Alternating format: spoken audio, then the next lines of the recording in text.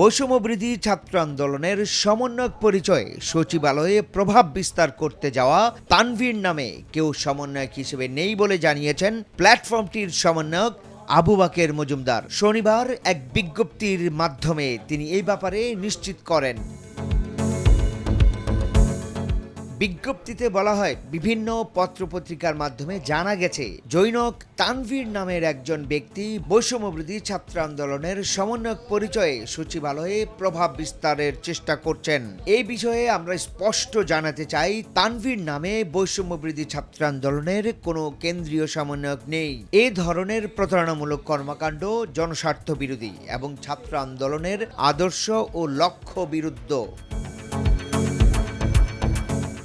এতে আরও বলা হয়, বাংলাদেশের জনগণ ও সংশ্লিষ্ট প্রশাসনের প্রতি আমাদের আহ্বান, যদি কেউ এই ধরনের কর্মকাণ্ডে জড়িত থাকে তবে তার বিরুদ্ধে দ্রুত ও কঠোর ব্যবস্থা গ্রহণ করা হোক। জনগণের আস্থার প্রতি আমাদের শ্রদ্ধা ও প্রতিশ্রুতি অটুট।